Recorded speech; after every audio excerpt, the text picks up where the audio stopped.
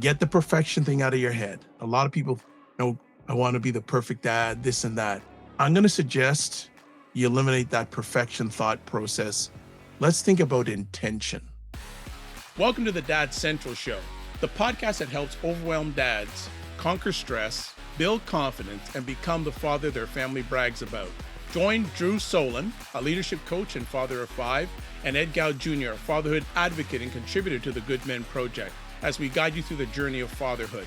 We'll show you how to connect deeply with your family, manage your time and energy better, and master tools to become the dad you want to be. Let's get started. Have you ever caught yourself reacting to your kids in a way that you swore you never would? Well, today we're going to be talking about letting go of last year. We are in the new year, but it's letting go of last year, how to break the cycles you grew up with. And you are watching Dad Central, a parenting podcast to reduce stress and build confidence in fatherhood. Also, our show is sponsored by Dove Men Plus Care. And Dove Men Plus Care believes that care is the best of a man because when men care for themselves and others, there's a positive impact. Also, we want you to subscribe to the podcast on Apple Podcasts and wherever you're listening, subscribe. I know it's on Apple Podcasts. Drew will tell me where else, but wherever you're listening to it, subscribe there and also subscribe to our YouTube channel. All right, Drew, how you doing? What's going on? I'm good, Ed. New year, everyone's excited. It's, the beginning of those resolutions. Everyone's like, yeah, it's going to be different this year. And of course, you see it every year. There's the drop off. And so I think this is a really great conversation to have because the truth is that, change doesn't happen overnight and a new year doesn't make all of a sudden everything new. There's actually a bunch of work that goes into it. And I think that's what we're going to just scratch the surface on today. And we want to know that, if your desire is to create change this year, we want to come alongside you on that journey. And we want you to recognize that there are people in your corner and we're here for you. So hopefully these types of conversations will give you the kickstart that you might need or the insight that you might need. And so, yeah, I'm looking forward to that. Absolutely. And as Drew said, we're walking with you. And part of that walking with you is we'd like to answer your questions about fatherhood during our shows. So send us questions that we can answer live. See if you can stump us. You can send the questions. I'm having fun. Send your questions to podcast@dadcentral.ca. And I think you guys or you folks out there will give us suggestions and questions and make us better too. So let's get right into it. Let's get into our conversation topic today. And let's start with the first area, healing father wounds. What are your thoughts? My thoughts are, I think we need to preface this with that, we often as dads repeat the patterns that we've grown up with. Some of us have experienced silence, anger, emotional distance, control, unhealthiness. Some of us have also experienced, present, available parents, but I'm sure there are elements that maybe weren't exactly ideal or how we would want them. And so there's these patterns that show up in our lives. And sometimes those patterns can be inadvertent and you don't even realize it. And sometimes they surprise us. But we want dads to know that in terms of being able to move forward, it is important to recognize where is the wounding and what was the origin, we'll say, of some of these patterns that we begin to recognize in our lives that truthfully only sometimes come up once you become a parent. Because kids are like this magical gift that they literally help identify things that we had long hidden or buried and never actually knew were still there. So that's the opportunity. And so what happens, I would say, is that there are often wounds we experience in our own childhood. Many of them may have come from our own fathers. And we want you to recognize that is, one, it's common. Two, it's painful, right? We're not here to dismiss or, over explain. We're here to acknowledge the truth that these wounds are there and they do have an impact on us, whether we want to recognize that or not. And it's only when we choose to take the time to go into these areas that we will begin to be able to enact that process of change. Let's talk briefly about what fatherhood wounds can look like. So things like you are having or experiencing a lack of emotional connection. Maybe it's with your partner or with your children or both.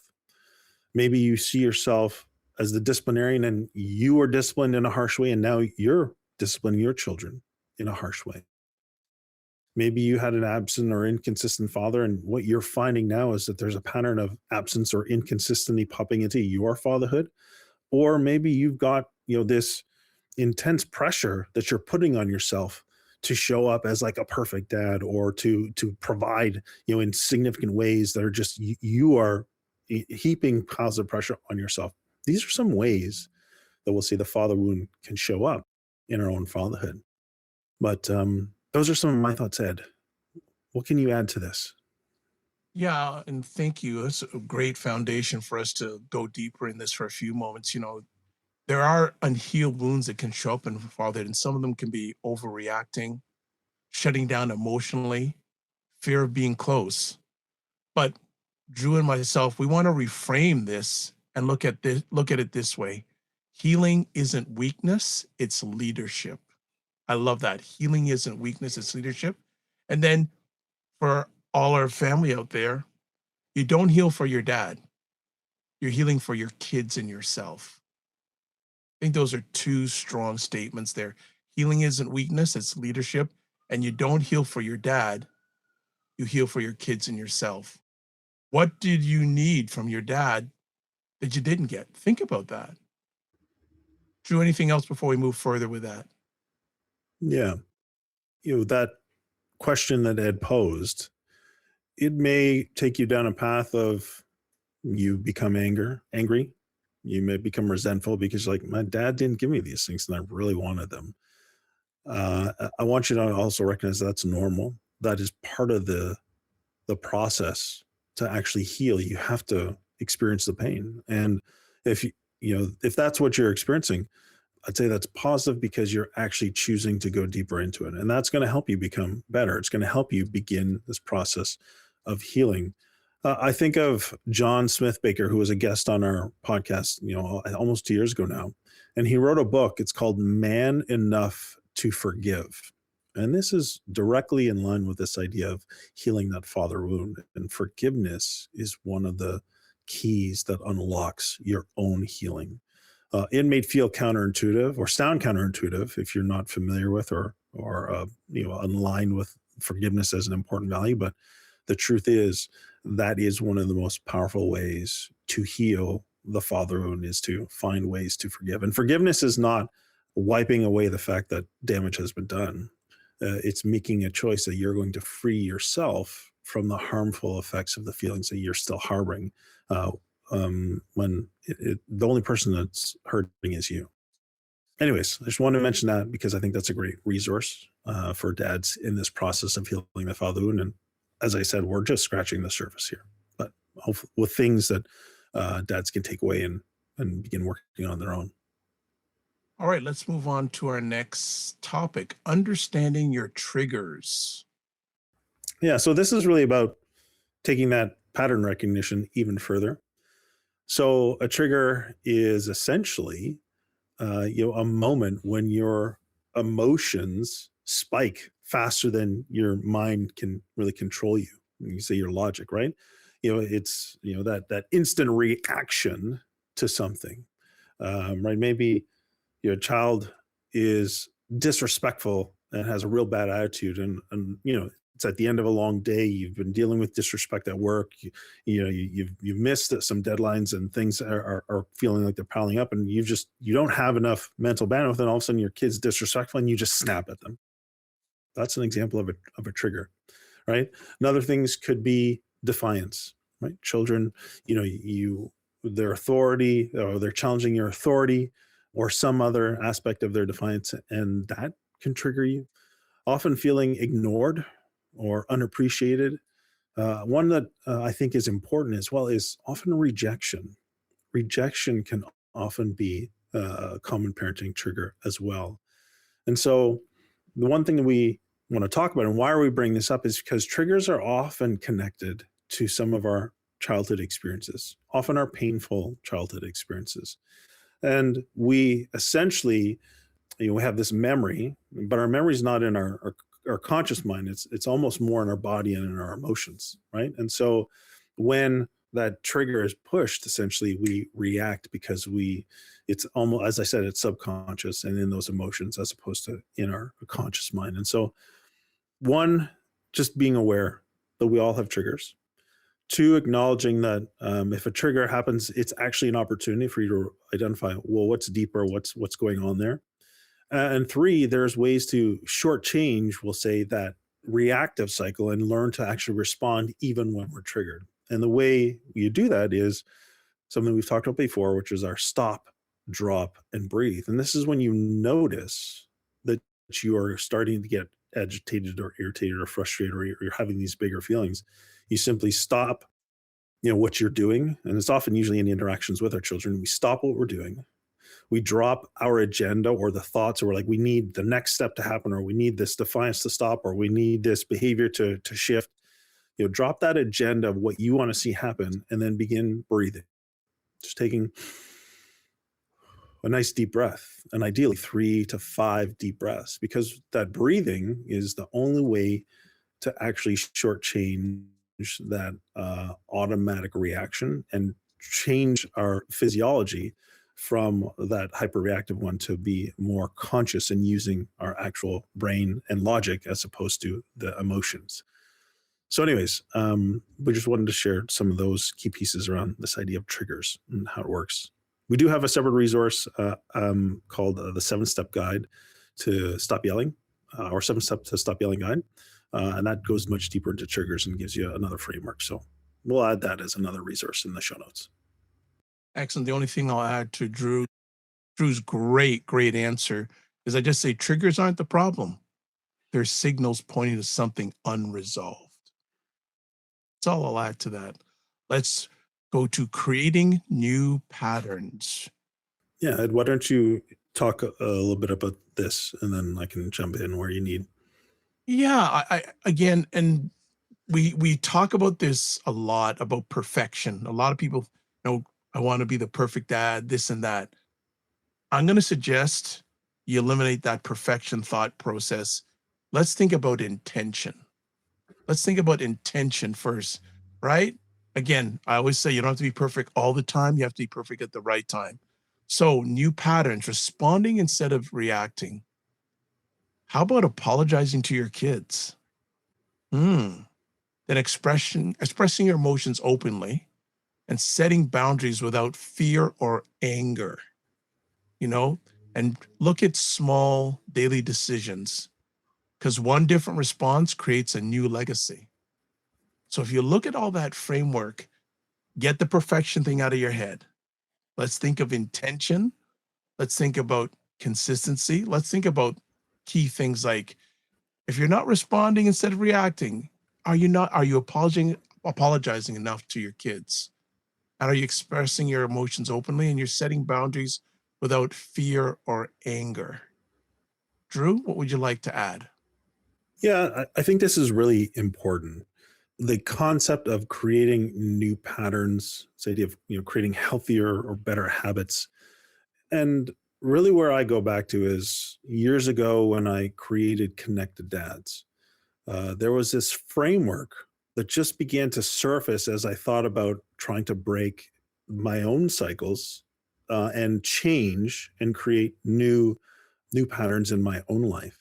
And that's where I came up with my 4 A's coaching philosophy. And it's the 4 A's are awareness, which we've talked about in sort of our first 2 segments, alignment.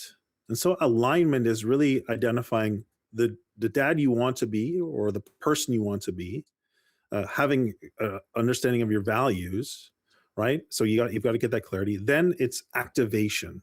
And activation, this is a conscious choice to begin thinking the right thoughts. And we've talked about this, I think, in our first episode of 2026, where it's sort of this idea of identity-based habits. My identity, my thoughts should be on the identity of the dad I want to be, not on the identity of the dad that I maybe have been, or the mistakes that I've made, or the self-critical voices that are actually the voices of others who have been negative in our lives, or maybe not spoken the positive things we want. So activation is that third A, and activation is thinking the right, conscious, positive thoughts about yourself as a father.